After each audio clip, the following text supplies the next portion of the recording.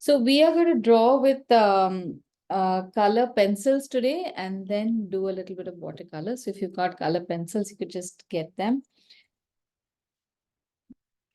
Okay. So I've shared the images of the various insects on the group.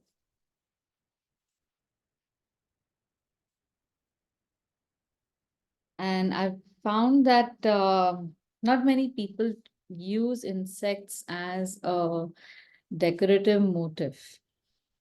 Maybe it's an Indian cultural thing. We are not very fond of insects. We'd rather have nothing to do with them.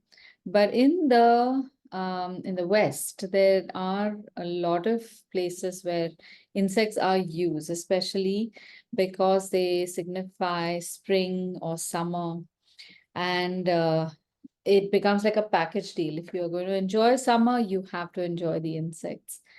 In most of Indian art, I have just about barely seen butterflies, if at all. But we make birds and we make animals, and then we stop at that. So with insects, I believe that the number of insect species in the world are many more than others, like mammals or even aquatic. So you can just imagine the kind of variety of topics we miss out on if we don't do the insects. So we'll start off with these pretty looking insects. And I'm going to show you a little bit of drawing, a little bit of painting techniques. And then also, if you want to, you could try using these illustrations or these motifs as part of a graphic, like we made the floral graphic.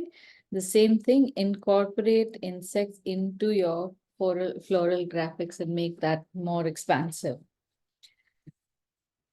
Right. So let's start off with Aditi, using, I yeah. wanted to also ask at the end, one of those iridescent insects, the dung beetle kind of, it's got a green which really shines. Sometime at the end of the class, if you could tell us how to do that coloring. Yeah, yeah, absolutely. I'll show you. That's it. I Okay. I have selected one of those images. I've just not Hmm. shared it. I'll put Okay. it on the group. Done, done. Okay.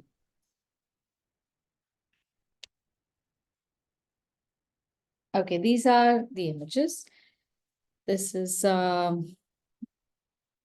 I think this is called a dragonfly, but I could be mistaken. There's another thing it's also called. There's a dragonfly, and then there's some kind of thing like that. Damsel fly. Damselfly, correct. So it's one of the two. Uh, Crickets are really beautiful. They're so colorful. We can attempt those. And they're almost like a mechanical device. They look like they have been assembled. So sometimes you can use something from nature in its form and then render it in something that is completely man-made.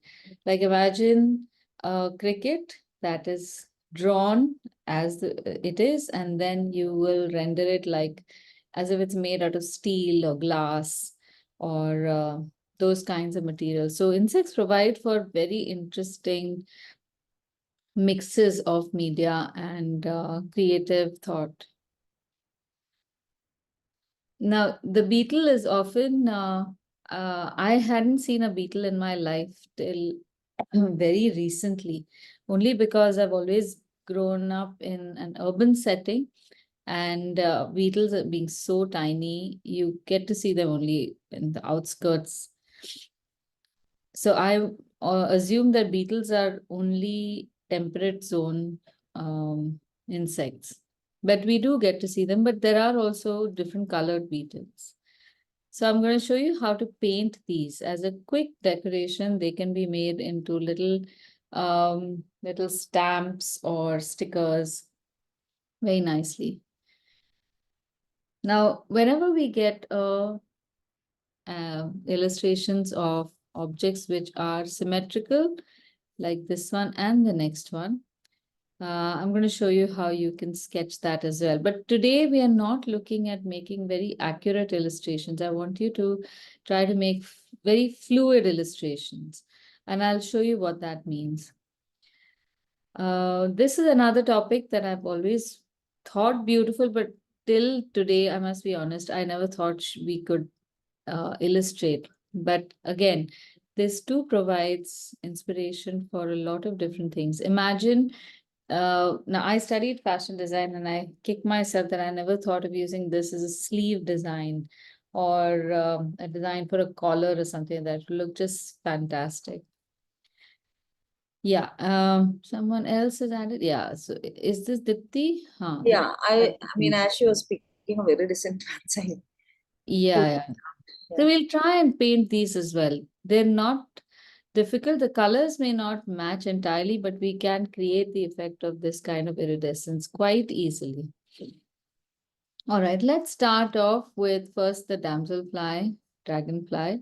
And I'd like to demonstrate, it's going to be a rather sketchy sketch. If your pencils are water soluble, that is also fine. If they're not water soluble, that's also fine. Even with water soluble pencils, a certain trace of the pencil remains, even if you wash over with water. So even that little trace is enough for our illustration. I'm using this humongous color set. What is it called? Polychromos, which I've never used. I just bought it some 2 years ago. Something's wrong. There's my camera working.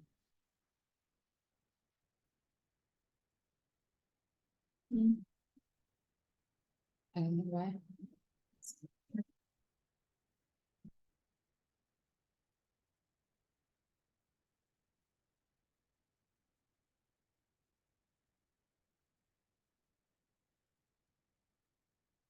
No, something's up.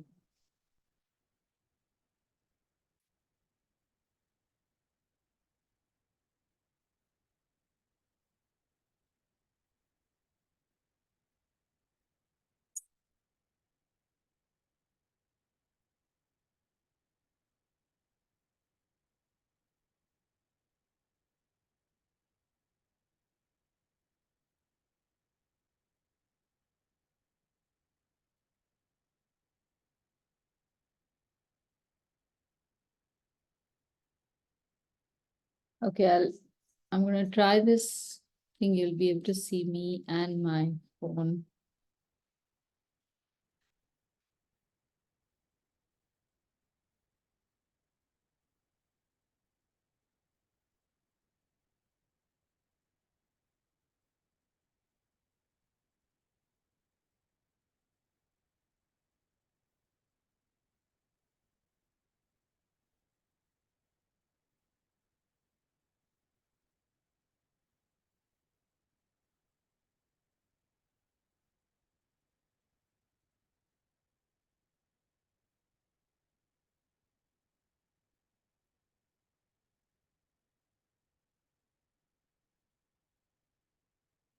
Okay, so I have this humongous set of I don't know how many colors. I've not used it as much as I would have liked to.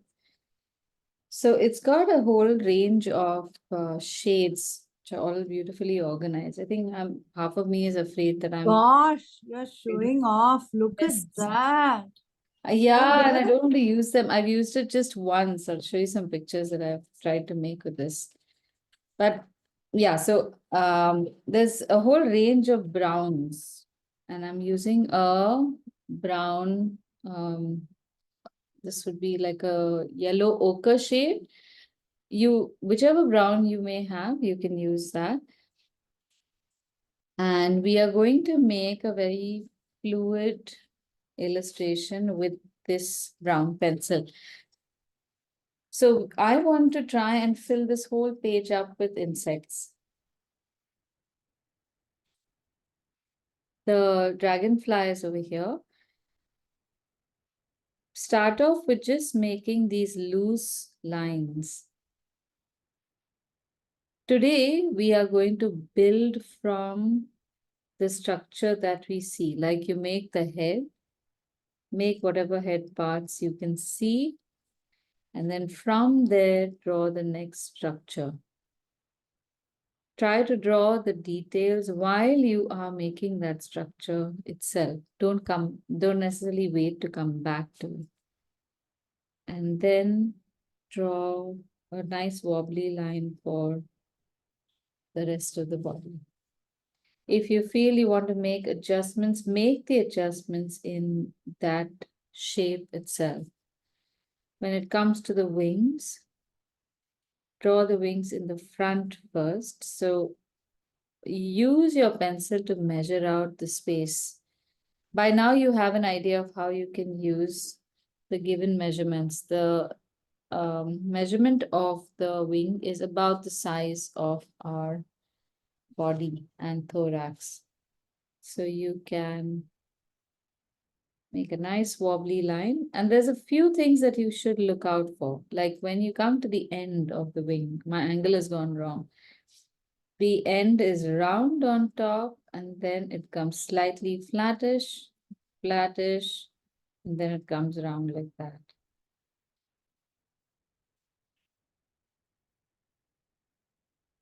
This wing in the back is foreshortened. So it's the same shape, but it is shortened because it is in 3 dimensions.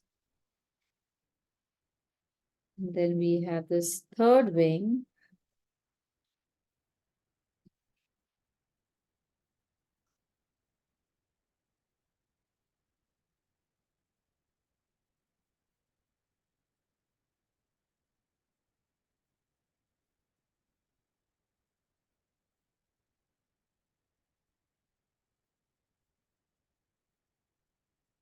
Yeah. And now before we draw the legs, draw the little stalk of or twig.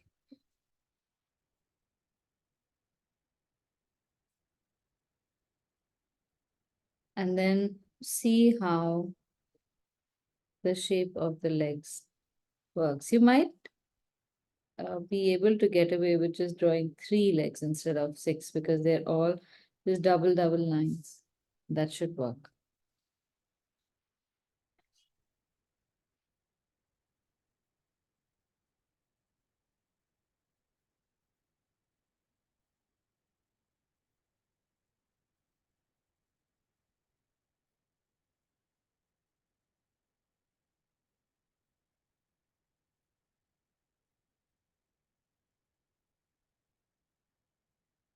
Now with the brown pencil itself, mark the spots where there's a highlight. So there's a highlight in the eye. And there are some highlights over here, just on the side of the thorax.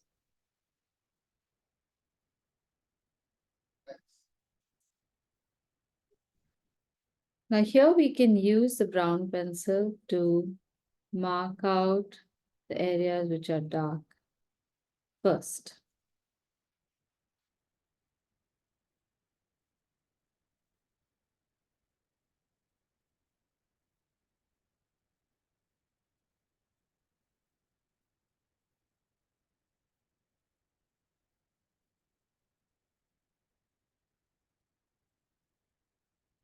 And pay attention to the shape that the dark patches make.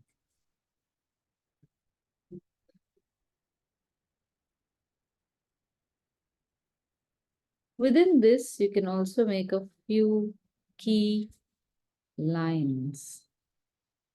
The texture on these is so complex, we won't even bother making that. But there are a few lines which give structure. Knowing me, I feel at some point I would love to make this entire texture and paint each little dot by dot, and make it look very hyper realistic. But that day is not today. So we're all safe. Okay, I'm just gonna go get water and then we're gonna put some washes on this.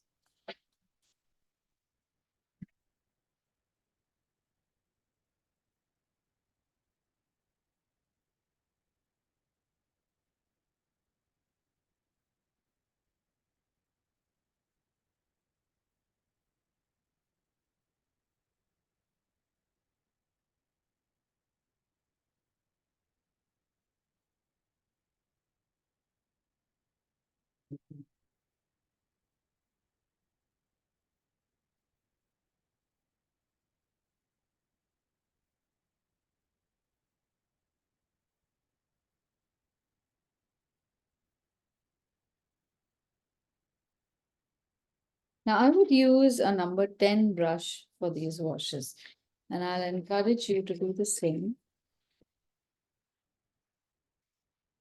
There are a few places where we need the brush to go really thin, but we need uh, the kind of volume that a 10 number brush holds helps in a quick spray of color, and also the spread becomes very loose. When we use a thin brush, unfortunately, we cover only part of the section at a time, and then we are forced to go over and over in small brush strokes, leading to a very patchy output. So I just want to show you this first, if you would like to just look. I'm mixing the colors that I need right in the beginning. I need a little bit of gamboge, a little bit of lemon yellow towards the thorax area. And then there's a little bit of green, which I'm going to just use from here for part of the wing to make it look a little transparent. So when painting, I will first apply the lemon in this space, leaving the highlight unpainted. Extend this lemon color into the wings. Well, actually, it comes from the outside. So I want you to see how when I place my brush, I rest it pretty long on the paper. I'm not doing this.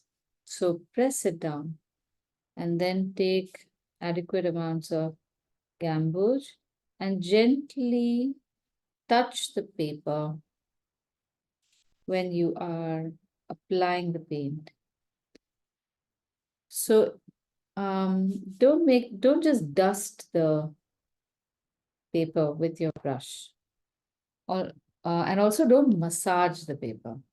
So it has to be somewhere in between where you're gently applying and allowing the brush to make contact with the paper long enough for the paper to quietly absorb the paint.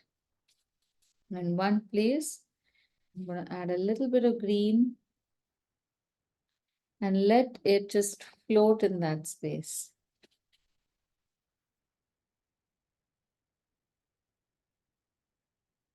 It's a very light color with a reasonably wet brush.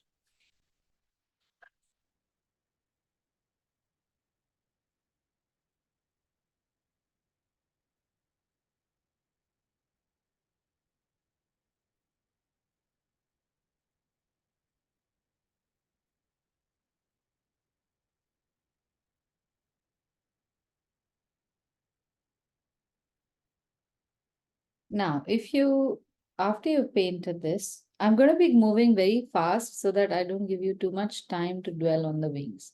If I move fast, you'll be forced to move fast. Now using just the tip of the brush, when you pick up paint, just touch the tip of the brush, not the whole brush, to the color. And use a little bit of that lemon yellow mixed with a green. This could be sap green or even, what's it called? There's a little bit of emerald also in this.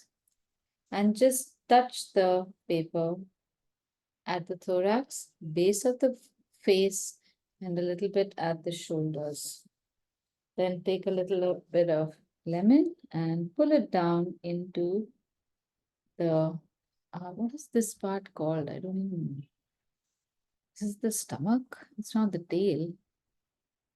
I wish I could remember. And while this is wet, you can take a little bit of burnt umber and pull a line from one side, touching the edge, and then another from the inside.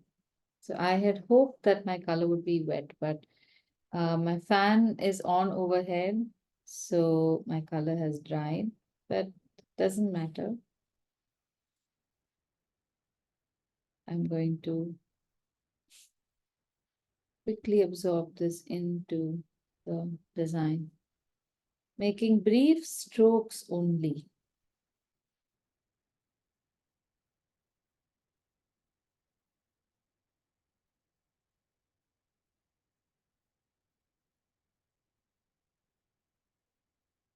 You can create a very interesting texture. So the purpose of leaving this section blank in the center is to artificially create a sense of um, a highlight, and that will give us the texture that these uh, creatures that have a hard exoskeleton will exhibit.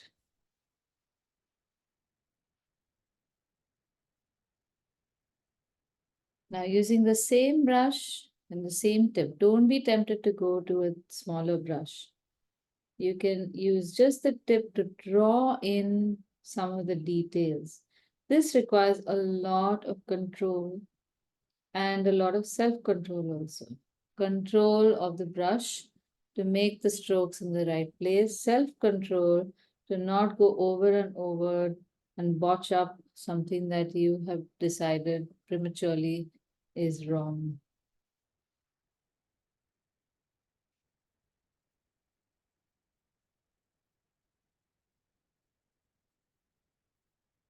So at every point, you must be aware that we are creating an impression of the dragonfly, not the actual dragonfly. So a few details can be fudged, a few details can be ignored. And where you don't see details, you can just omit it. Like I don't see how the joint of the arms and the shoulder is, I'm not bothering. I don't have to connect it as long as it's connected in color. Now with the same burnt umber shade,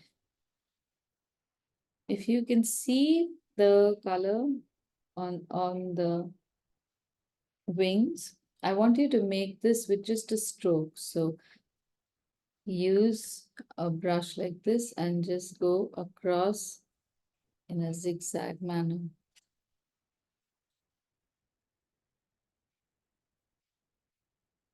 Very casually. It has very little paint.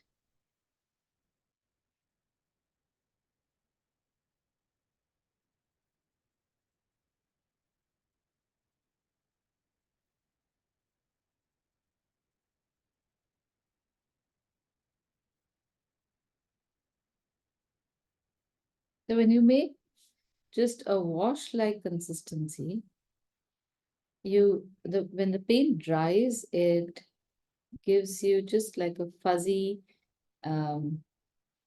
effect, which you can then reinforce with a deeper color if you so desire.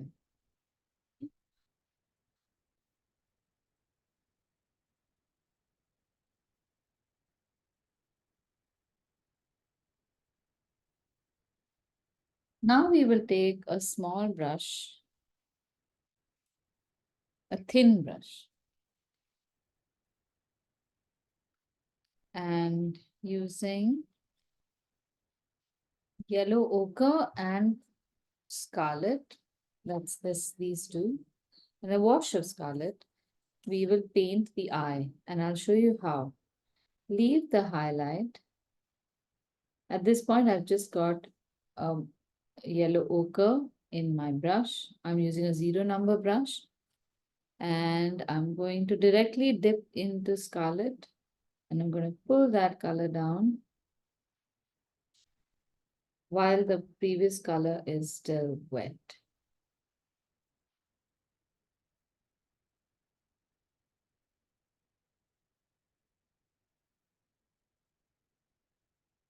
Same thing, even for the mouth parts. It's just like a teardrop shape over here. A little bit of a tinge of red is also visible. So I'm going to do that. There was a highlight there, which unfortunately I've covered up now. Even on the other side.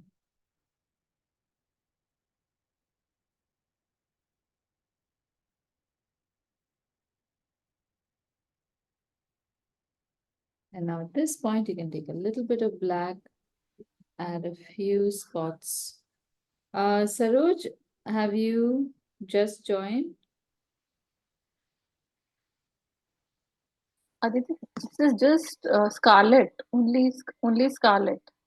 No, first I've used yellow ochre and Okay. then I used scarlet. Yeah, Aditi, I just joined. Okay, so Saroj, we are going to draw these different insects. I've shared it on the group. Yeah, I Just saw that. leave this for now. We are just finishing this. We'll be done Okay. another 5 minutes, and then Okay. you can join in making the next one, and then make this when you watch the video. Okay. Should I draw this but? No. No, don't just watch. It's okay. Okay, ठीक है. Be repeating pretty much the same process for the next Okay. one, so you can do it later as well. Okay. Now, at all the places where we've got this black color, you can reinforce a little bit of dark by painting black in some parts, not all parts. The two color bit helps us in creating a dimension and a little fuzziness in the coloring. Although many insects have very definite colors, they don't have the kind of fuzziness that mammals often do or other animals, birds often do. It is somehow a nicer finish for watercolor to not have very sharp lines for anything. So when you paint a lighter color and then give it some definition using a darker color, it creates the something equivalent to what like a soft focus would do in photography.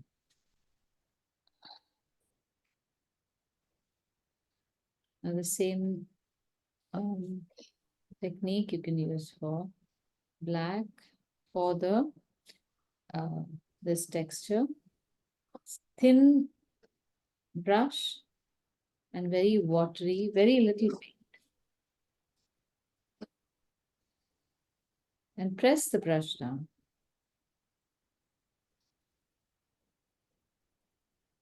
So when I take this color, I want you to see it is just so much. It's just residual black in my palette that I rehydrate and use. If I were to take fresh paint, I would take it with a small brush, put it on my palette, take some water, spread that out, and then just use a fraction of that for this effect. This way we land up keeping our, at least the insects looking light and as if they can really fly. Otherwise, it's very easy to make insects look very thick. Now notice how because of the foreshortening, the shape of these patches on the left wing are thinner than the ones on the right wing. That's just because of the foreshortening effect. Now to complete the picture, use a mix of burnt umber and burnt sienna for the branch. And at this point, you can go over even the legs that we've drawn. A little bit on the left edge. And press down along the edge. Finish this off with a little bit of burnt umber on the right edge of this twig.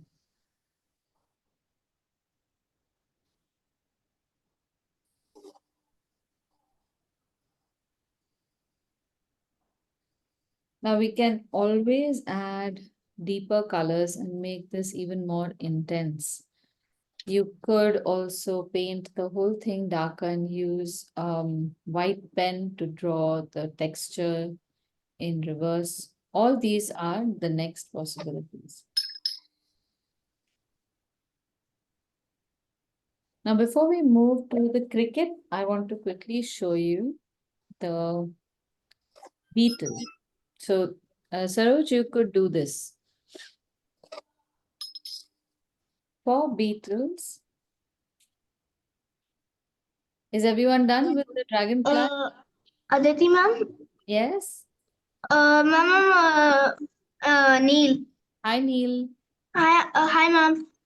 She actually just gone to the washroom. So Okay. when she I'll- comes back, I'll tell her to ask you what you just told her. Yeah. No, why don't she'll come back in a minute, I suppose, right? I'll wait. I'll wait for her to come. Thanks, Neil. Okay, thank you. Welcome.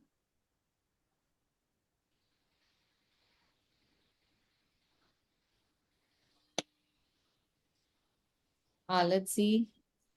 Elaine's is looking nice. Once again, Elaine, I didn't pin the image. Oh, very nice. Very good. So the quantity of burnt umber has too much water right now, but as an effect, this is looking really nice. Maybe you may not have desired it, but it has turned out quite nice, quite funky.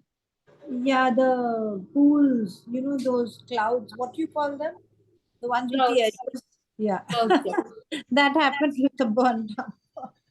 Yeah, but it's just the amount of liquid you take. So next time, just dab a little, dab your tip on the rag and then use it just a little. So it'll take care of the water bit. We'll see it. We just have to keep doing this trial and error. Okay, let me add Anju's. Yes, let's see. Nice, nice. Okay, looking good. Okay, nice. Very good. Jainita, you need to stop making those lines, the vertical and horizontal. You can make your notes right there, and I'm sure that if you make the next insect next to it, if you made those notes, you won't be confused. Those lines are completely unnecessary, and they just make your picture look too untidy for some strange To reason. scribble everywhere, so I wanted to leave some designated space for the picture. Yeah, I don't think you will stray so much. And even if you do, those lines aren't doing any favors to your picture. Try without the lines. All right. Saroj, are you back? Yeah, yes, I'm back. All right, okay. Neil came and told us that you weren't on your desk, so I thought I'd wait. Let's Yeah. move on to the beetle now. Yeah, okay. Okay, so beetles are very easy to draw. I'm going to give you an interpretation of the beetles that I've shared with you.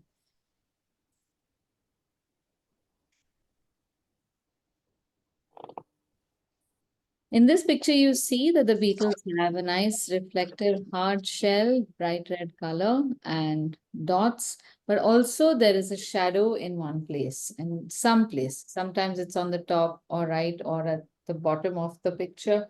It also, in some places, reflects where it is sitting. This is a very complicated beetle to make, but I'm going to simplify it for you and show you a simpler version of this, and then we can attempt, if we want to, the complicated version. So observe this beetle. It's mostly an oval shape.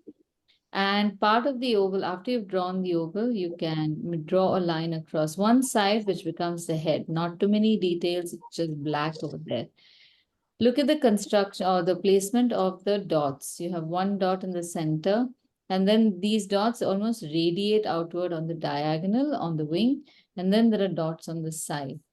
So we are going to make something like that, but totally if not imaginary. It's a very easy design to make and illustrate. So let's start off with this oval shape. And maybe let me to 3 oval shapes. Even your oval can be a little imperfect also. Don't worry about that. Any one side, take a small section off. This is going to be the head. And then right from the center, make a line that comes down. Now this line, instead of making straight down, just curve it a little bit onto any one side.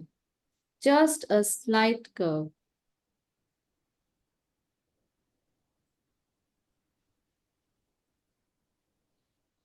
Now draw that dot. You have a dot in the center.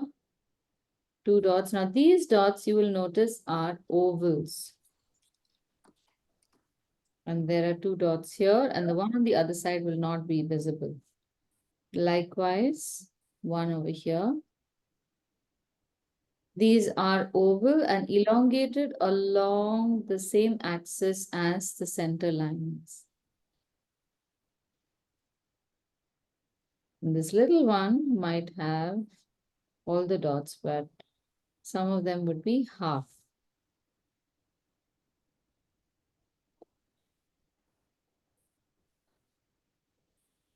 All right. Now, in the next painting, we might lose where the dots are, but I wanted you to know how to position them. So in case they get covered by the paint, we can always redraw them. This time we are going to use 3 colors. We will use a combination of scarlet and crimson, and then merge that with a burnt umber. So if you've got room in your palette, mix together scarlet and crimson. And this color can be reasonably thick. This is not going to be a wash. A lot of scarlet and just a little touch of crimson.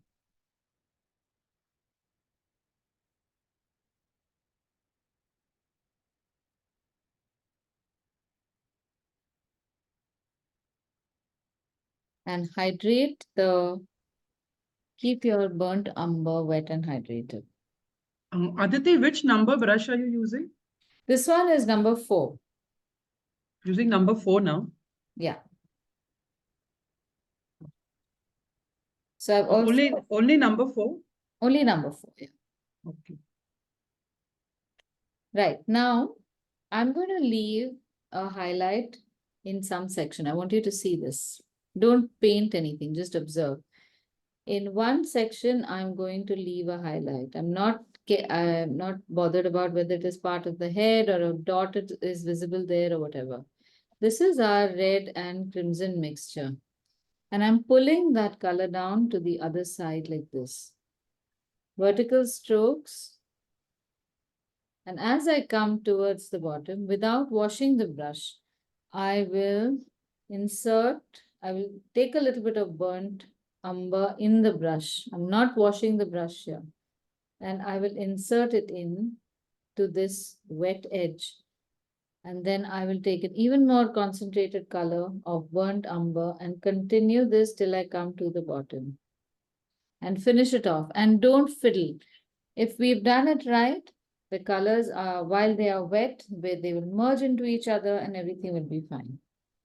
Okay, do you want to give it a shot? I've covered the head, I've covered the dots, everything is covered.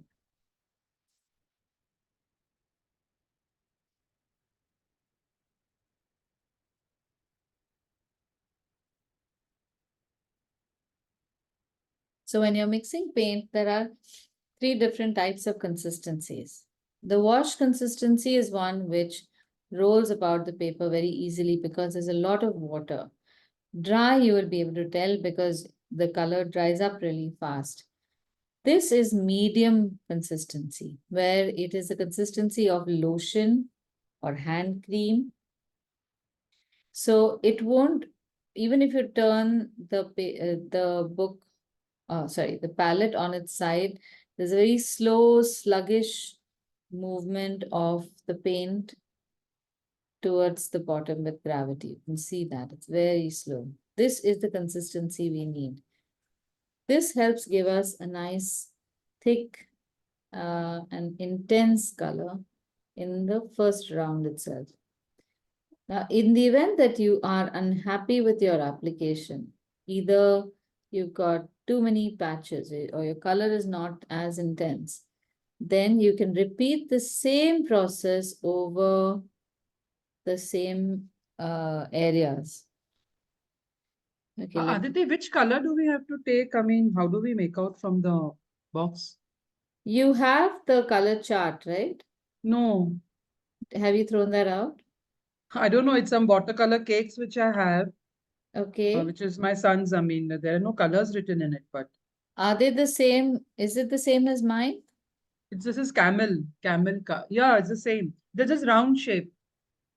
Can I have a look at the kit? Box, yeah, okay, 1 minute.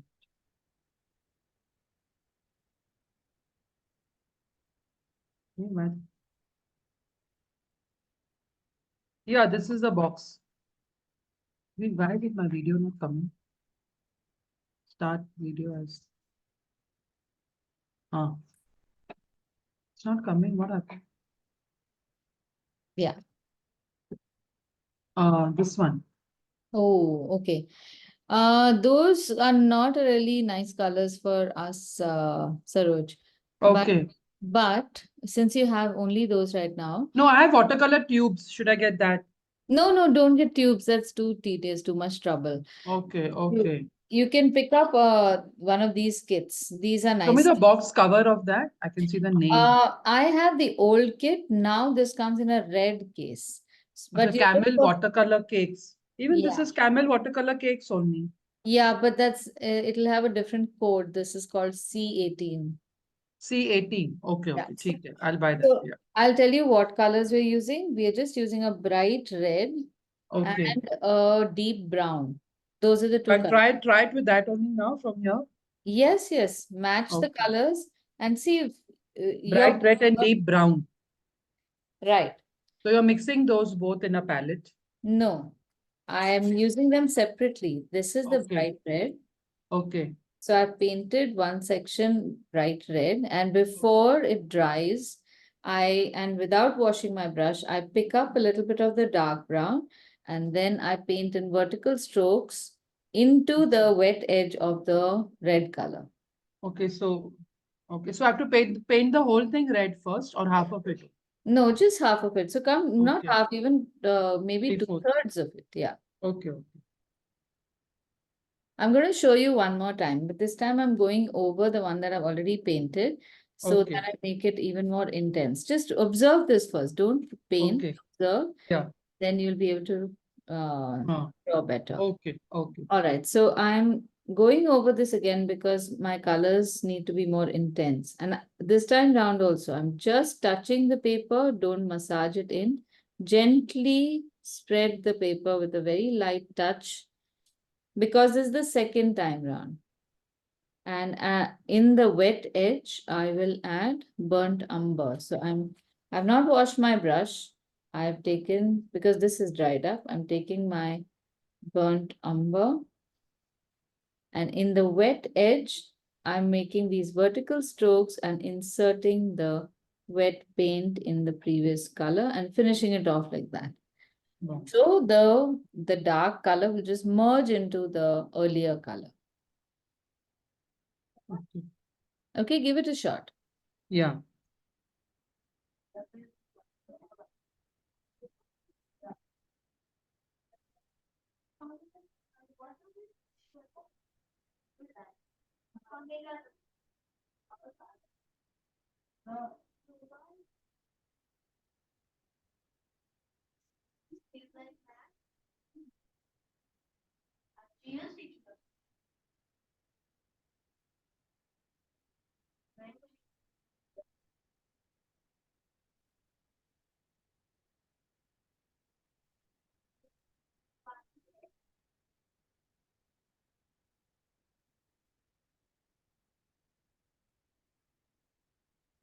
Try painting a second layer also in one of them. I want to see if you are able to make that a light application.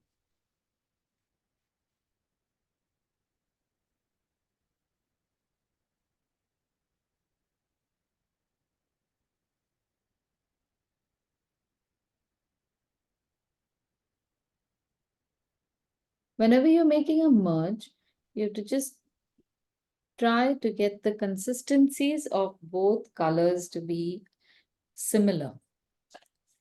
If one is too wet, if the first color is too wet, you have a big wet patch. And when you put the second color, that just is fully overpowered by the wet of the first color.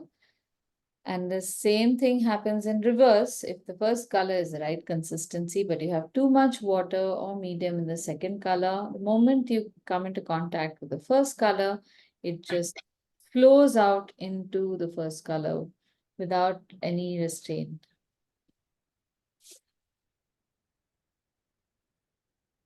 All right, while this is drying, and while Saroj is painting, I don't want to rush her. Do you guys want to try painting or drawing the cricket? Just like we drew the dragonfly. And I'll wait for Saroj to finish and then I will also draw. Use the same technique. Maybe you can use a different colored pencil this time. Maybe even a blue colored pencil will be fine.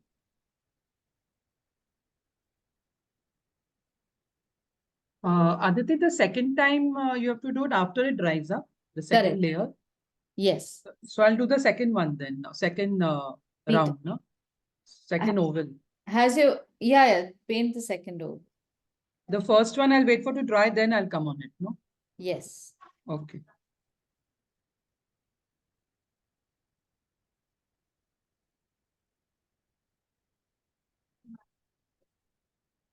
You have to take the paint directly from the cake and apply it, no? Yes.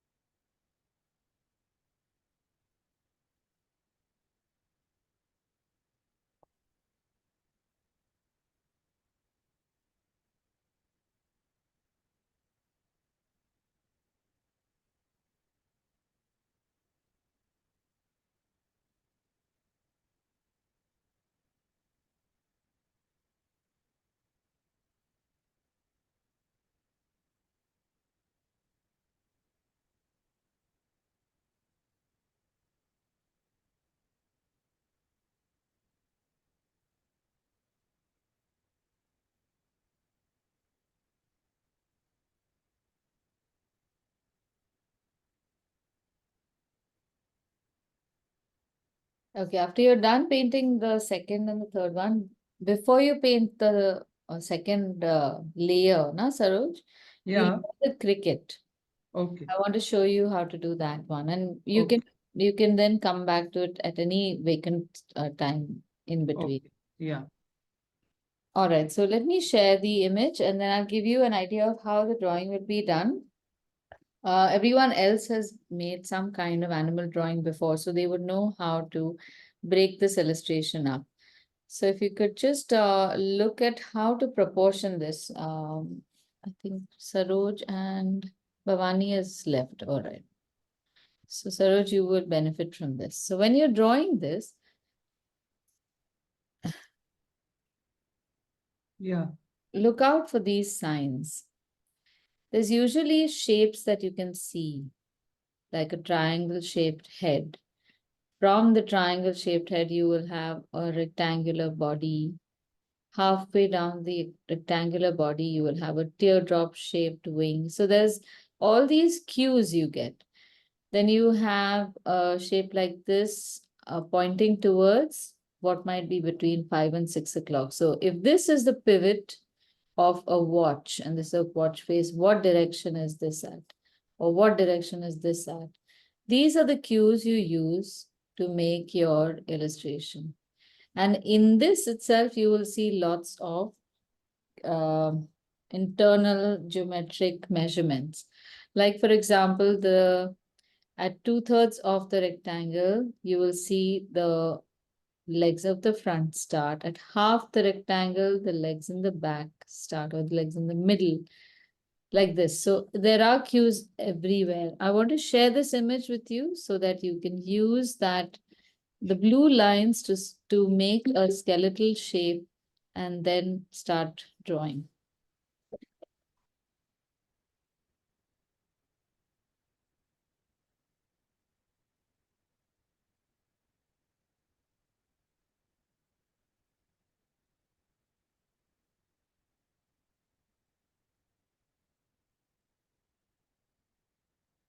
Okay, I've shared that.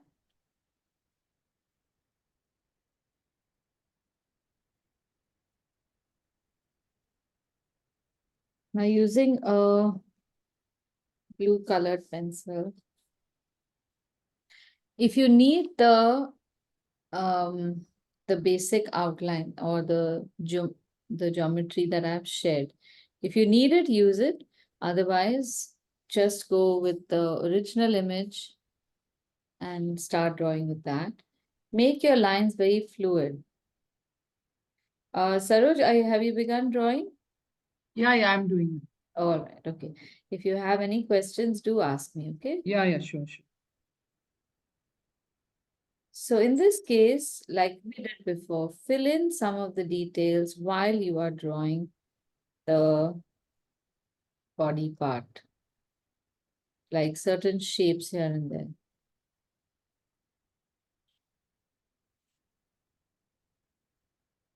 I think there are some interesting mouth parts as well.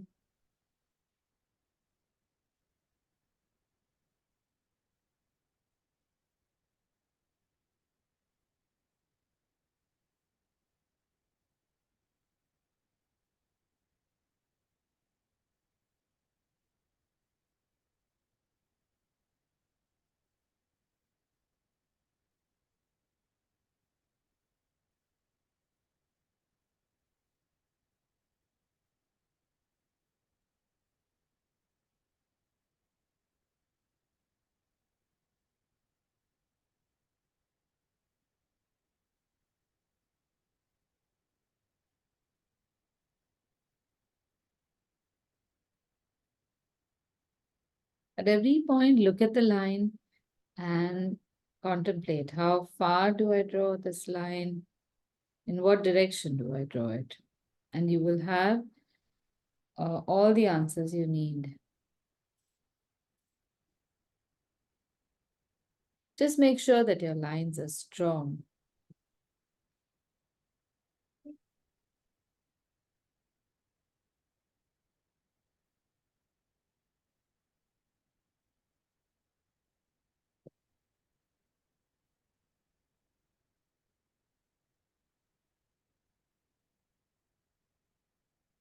I won't be surprised if these insects have been the inspiration for many alien movies.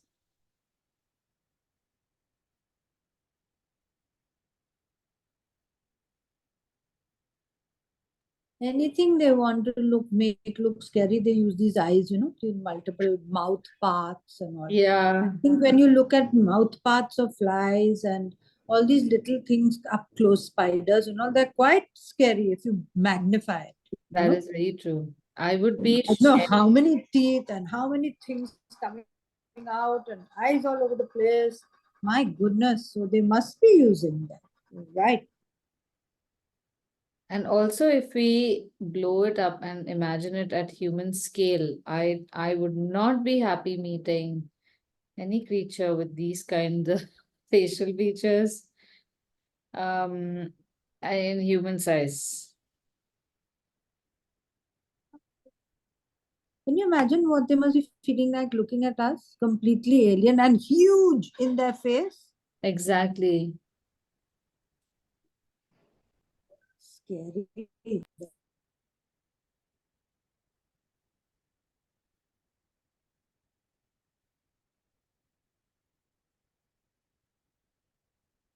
So this week I'm going to share two articles with you on female artists, botanical artists.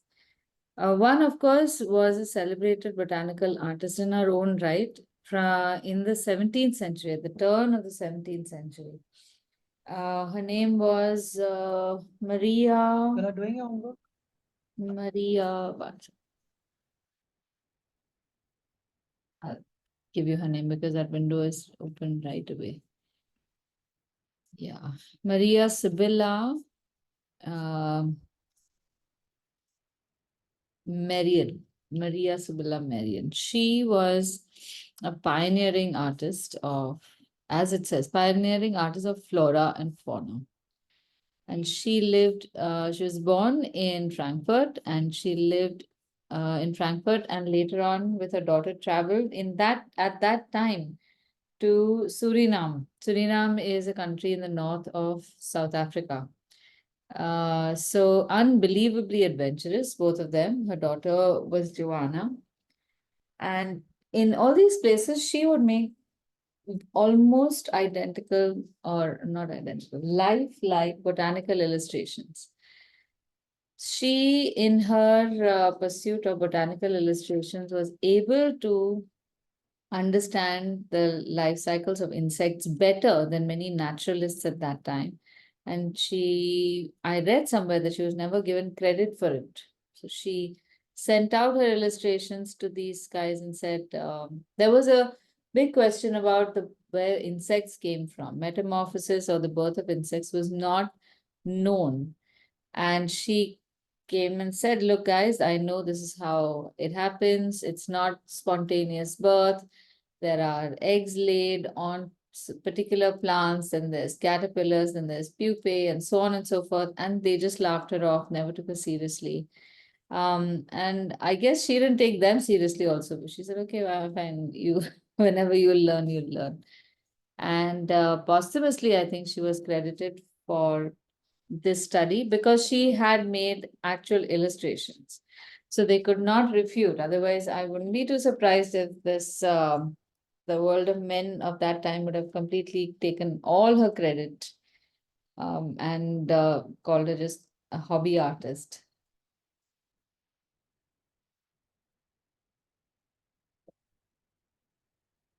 Okay, once your illustration is done, the same thing, same process again. Oh, let's see, Janita's. Oh, very nice. Wow, it's looking so cool.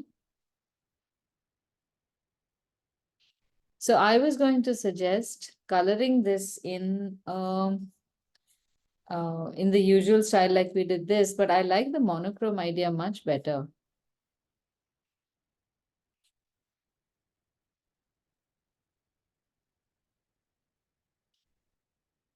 Now, we can paint this in monochrome as well. So you can just use any shade of blue or whatever shades we do have and give a few washes here. This giving of the wash thing is what makes watercolors superior than most other mediums. So we can use this to our advantage and just give a little bit of a light blue shade with a brush in certain places. Now, the blue I'm using here is cerulean blue, or a nice light sky blue. And I'm going to, again, put in some washes wherever it is really dark. Like in this case, for the top, I am rotating the book and pressing my brush down so that a large darker section of the paint comes on the right edge and not so much on the left.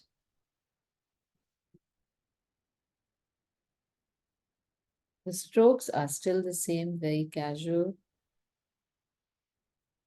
Wherever there's a shadow, I will press the brush down. In this case over here, there's a nice deep color here, so I would add that with the blue as well.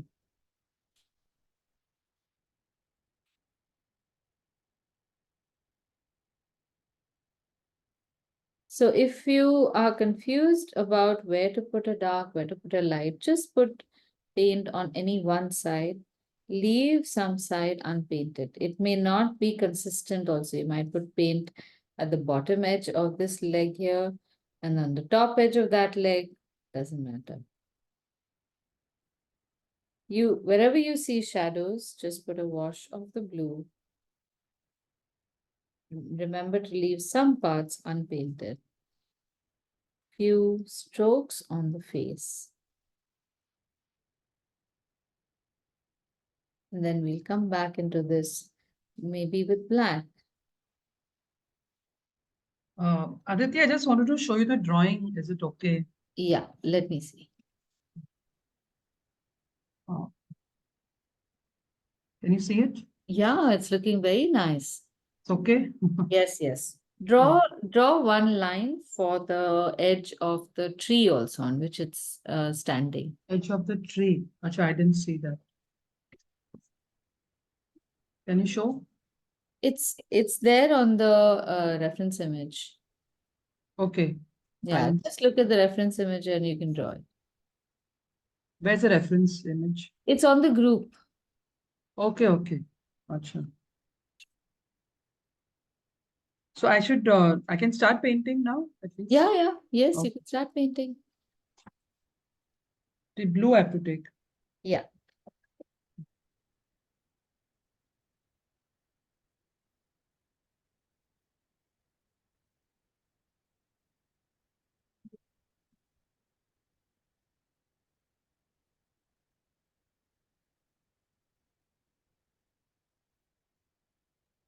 Now, if you take a thinner brush and you repeat the same process in a few parts like this, if I take a thin brush and just go over some parts, I will get that slight depth. And the picture starts looking more 3D with this.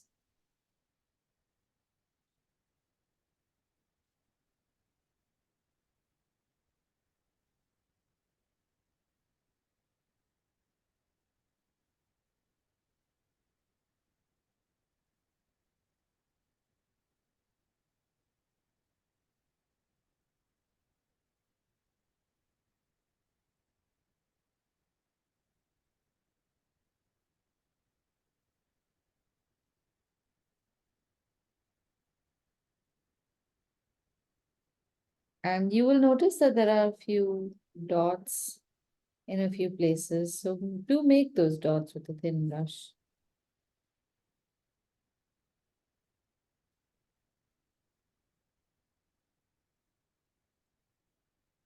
Some places there are also these lines that are joints in the exoskeleton. You can draw those lines with paint as well.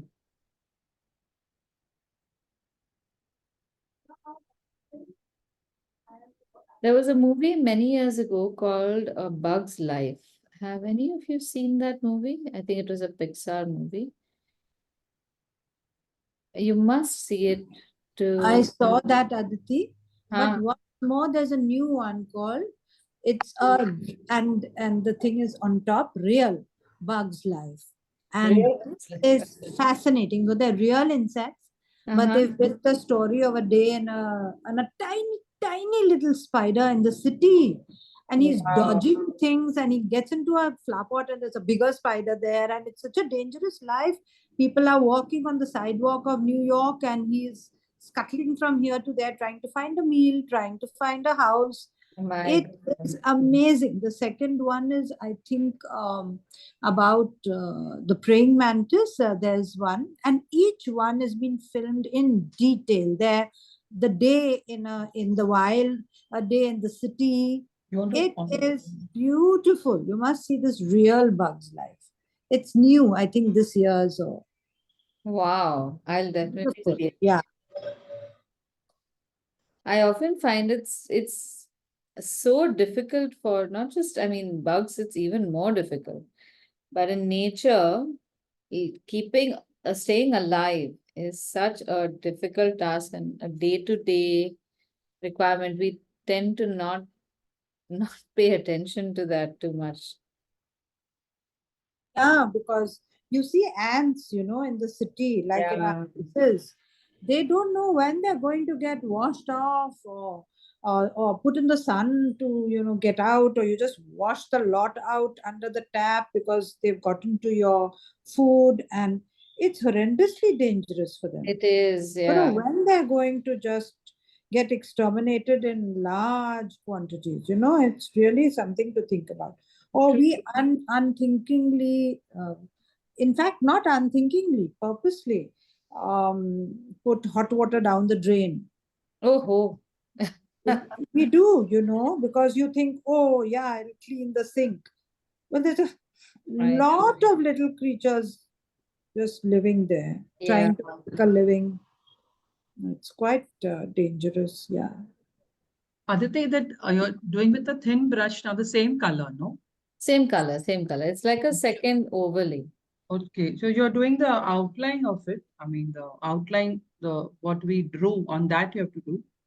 Well, near that are the shadows. So someplace wherever you see color, I have put a light wash of Yeah. blue. And then the dark part I'm doing wherever I see black. So Yeah, it, so wherever we have drawn, you are doing the dark, the blue, the dark blue. um I suppose so, yes, mostly there. But there are Okay. other textures, like in this case now on again, I don't know what this body part is, but there are these black lines in other places which I have not drawn with a pencil. They're Acha. making the new But text. the same shade you're using, no? Yes, it's the same But shade in the but on in the little thin brush. darker. On the thin brush, it will become slightly darker because its Dark. consistency will change. Okay.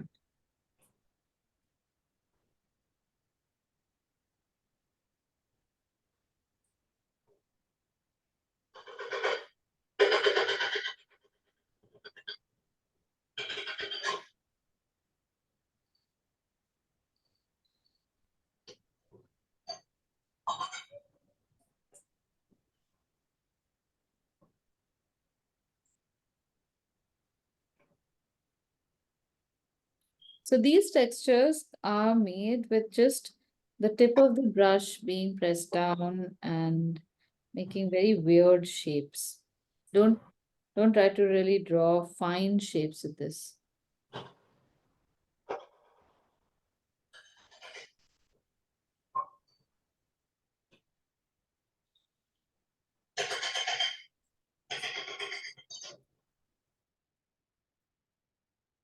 And one thing now we can do for more enhancement is the black parts, like the eye. For the eye, the antennae, and maybe part of the feet, we can use black. So make the outline of the eye. Look at where there's a highlight. Always leave the highlight and then paint the whole eye. In some places, you can put these black patches as well so that the eye does not look like it's left out. And then, of course, the antenna.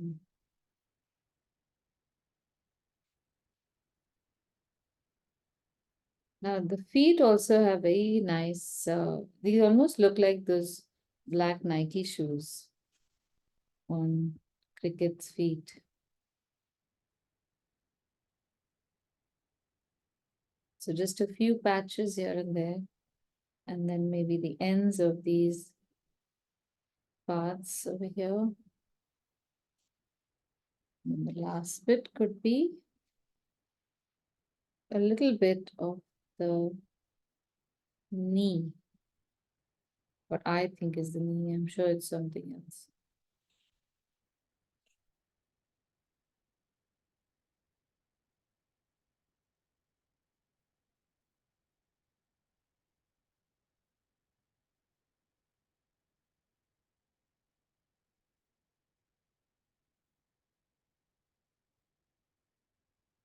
The amount of blue, black, or if you want any other color, can be decided by you, depending upon what effect you're trying to make.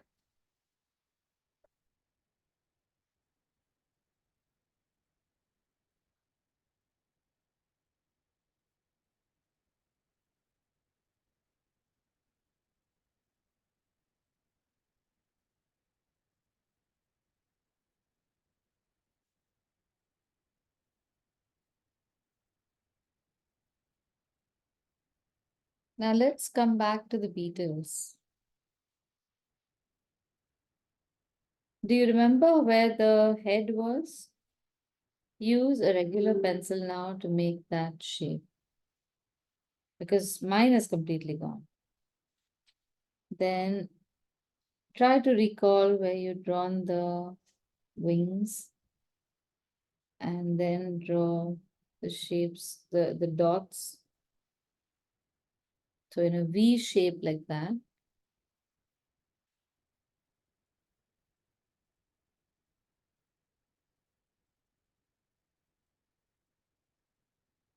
Some dots might come into your highlight also.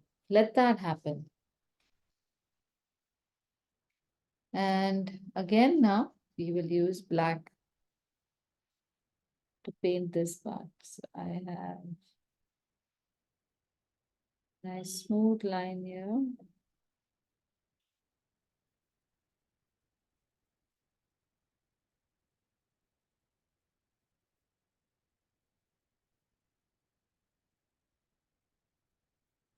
As you can see, I'm not making the dots like a smooth oval. I am deliberately painting it in short strokes so that it does not look like an artificial smooth oval.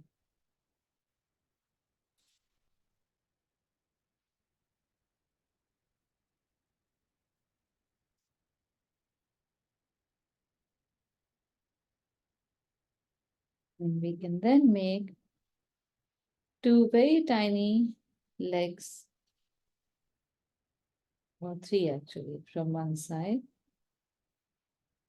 Here, here, and here. I think it has some kind of mouth parts along the side like that.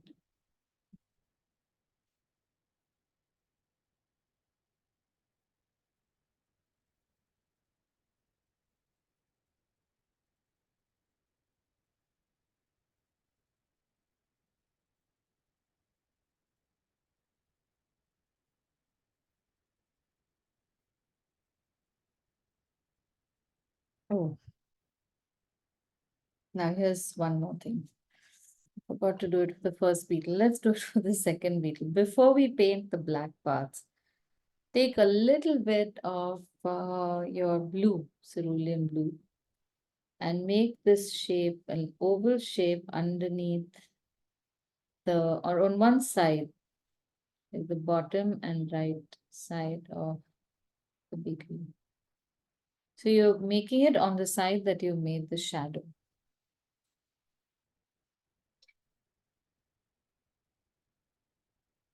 Making it on this side now.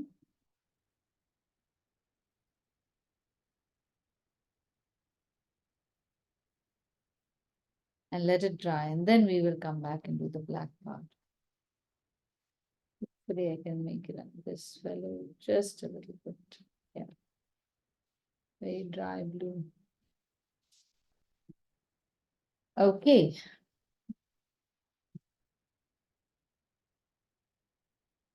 Now we have about 12 minutes to attempt the fluorescent insect.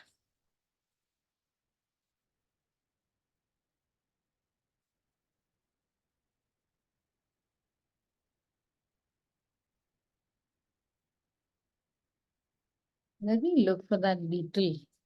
These are too narrow.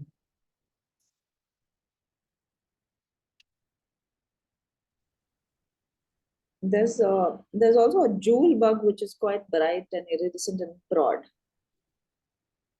Let me see. Can you look for a picture? Yes, yes, yes.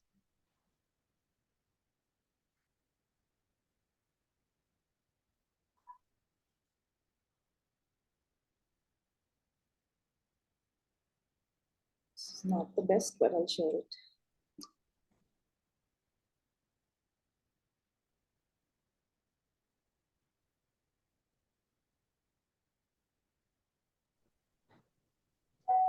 You can choose Aditi from these also. Hmm. From Okay. this Yeah, chart. these are I was nice. talking about that big, the second one or Ah, any other. Yeah, correct. That iridescence is beautiful. That's a green. Yeah, let me see if I can find one of that type. Are they called June bugs? Yeah, No. the iridescent ones, yes. One of them is a dung beetle. He's also Yeah, very colorful. yeah. So there are many different bugs. Yeah. And one color. So look at this last one you sent, Aditi, the red, green, and wow, Yeah, purple, everything. And it's shiny as metal. I know. That's the clue actually. Hmm. We have to paint them just like we would Yeah, paint metal. yeah. Okay. Sharp edges and Yeah. See the last ones? It's something like yeah, that's the guy. okay, let's try painting. The drawing of this would be very easy, I'm sure.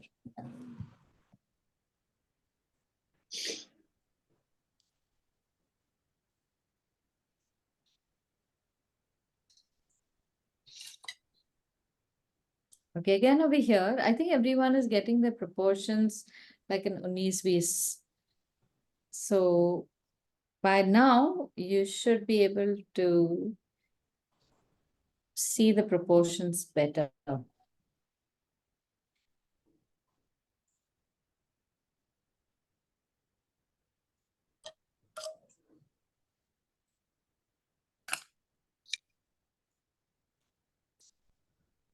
Since we are drawing with color pencils, I hope you appreciate that color pencils merge into the drawing much better. So you don't really need to be bothered about the lines or the accuracy of the lines as we tend to do with regular pencils. We don't have an unnatural gray line on our drawings. So when we paint over, Ah, you're um, not drawing the fat one. You're drawing the which one are you drawing, Aditi? I'm drawing the last picture that I've sent on the. Okay, okay, okay, done.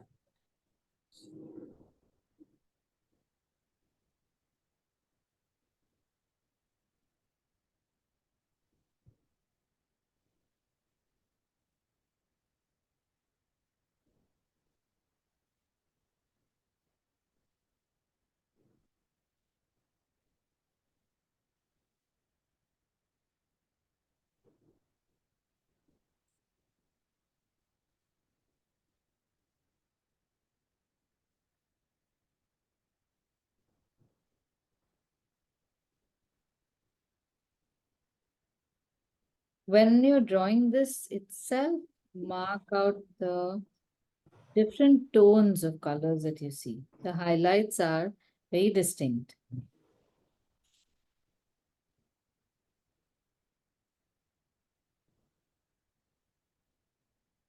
While we draw the highlights, you must also see that it's got some dark spots as well.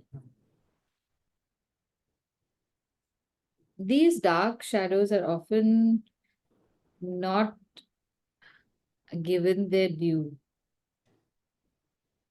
And this is almost, I guess, theatrical in the manner that your highlights will not look bright unless you have something dark to offset it, to play against it, play off of it. So if you need to make an object look shiny, you must have something that will be very dark.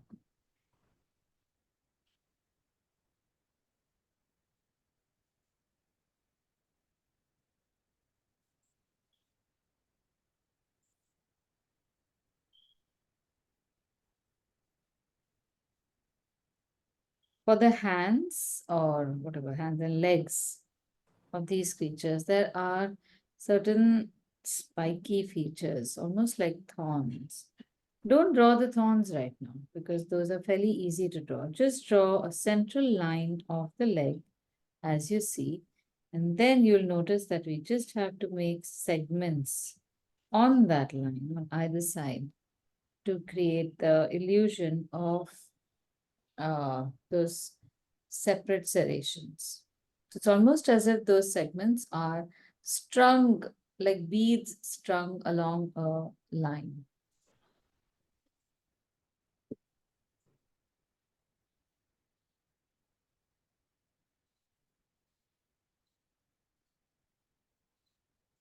Now let me demonstrate this part because we've got just about 5-6 minutes left.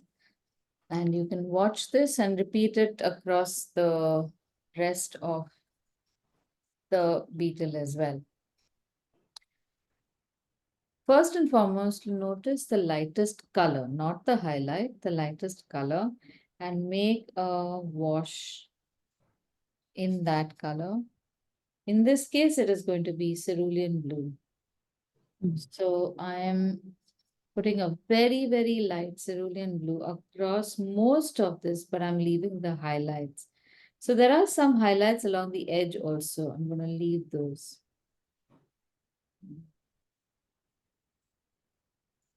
And paint this through and through. So don't paint, please watch.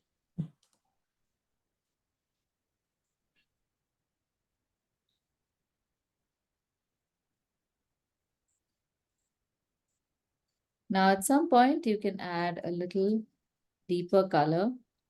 And this color ideally should be added while the paint is wet. So you just drop in that color when the paper is damp slightly in the dark sections like this.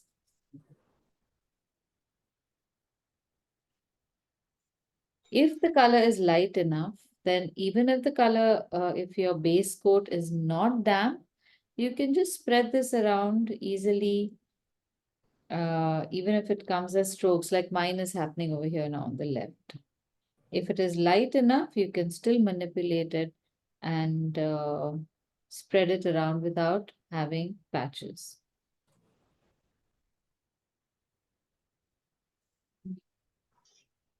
You can paint different sections in different layers. Everything does not have to be painted in the same sequence. So in this case now I have put down a medium tone and a lighter tone. And I'm going to change the color to a deeper blue now using cobalt blue. Again with a thin brush because it's slightly easier to control in the beginning.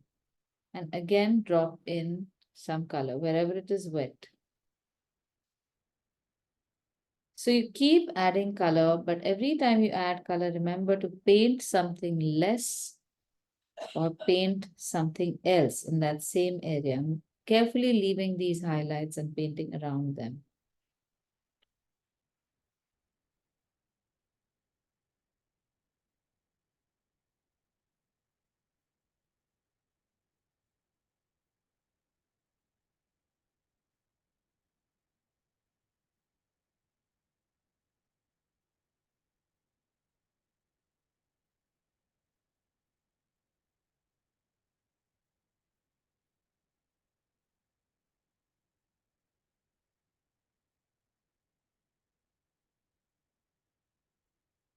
So here you have to take very little paint and go tiny area by tiny area to fill in these details. And carefully leave those highlights. With every successive layer, your colors will become deeper and deeper.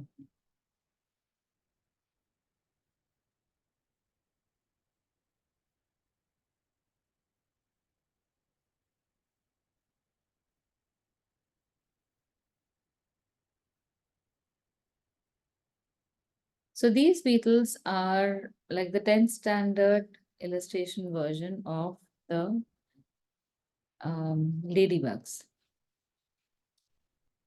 But the process remains the same. You start off with one layer of color, then you keep adding a second layer, a third layer, and at some point, if you feel the need to, you can go over the entire space with another layer of color like I'm doing now. And this can be built up according to what you see as the need.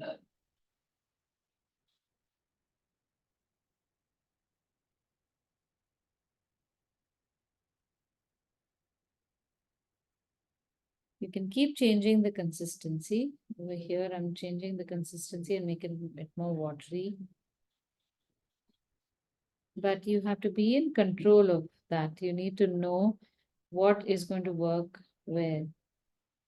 I put that watery patch down so that I could put in the next deep color, but merge it in.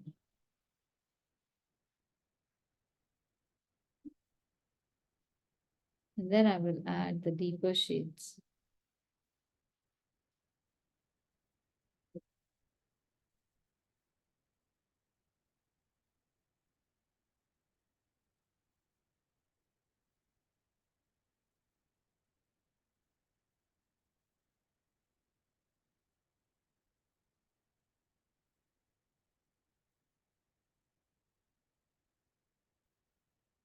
Last, I will add a little bit of black. It may be almost imperceptible, but it will be there to offset against the highlights.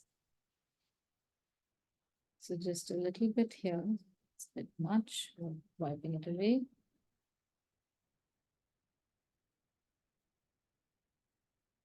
A bit over here.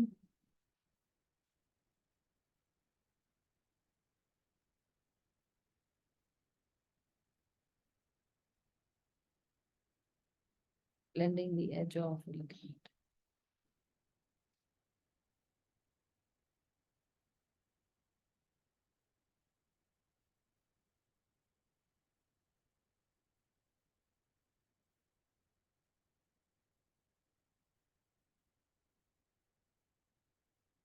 There.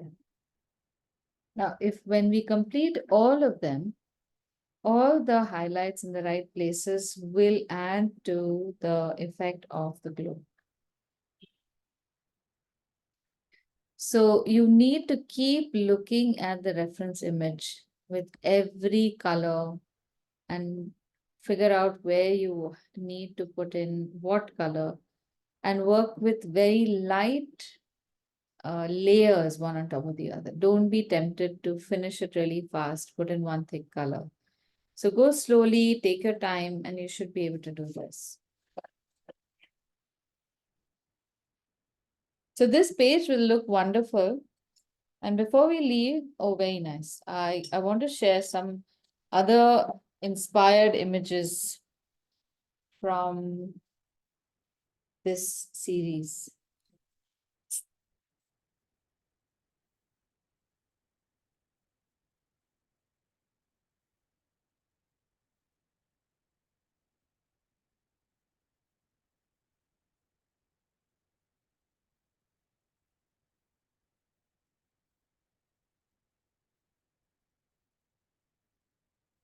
This is how far you can take your exploration.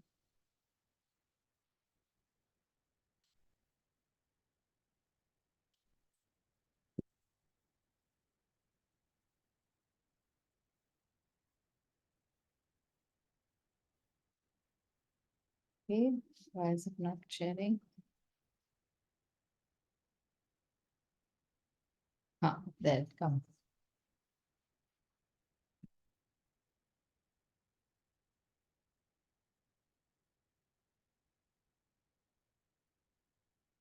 Using the shape of the insect, look at how beautiful they've made this piece of jewelry.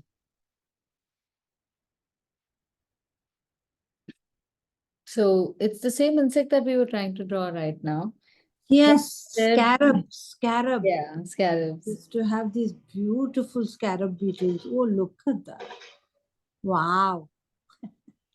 So this is Blue our blue pottery. pottery, gold, and drawing of insects all put together.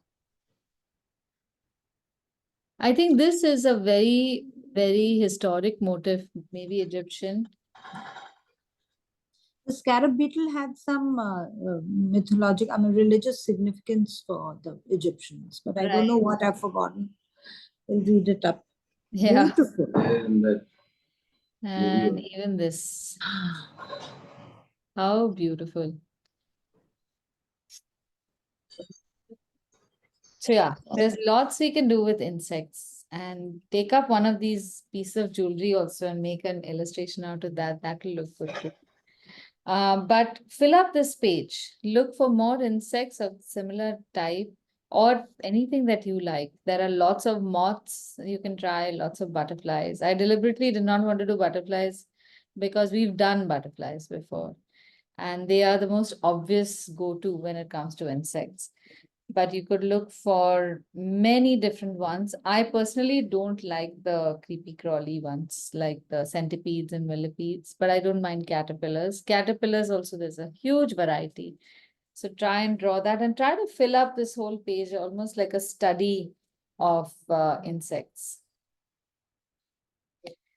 Okay, any questions?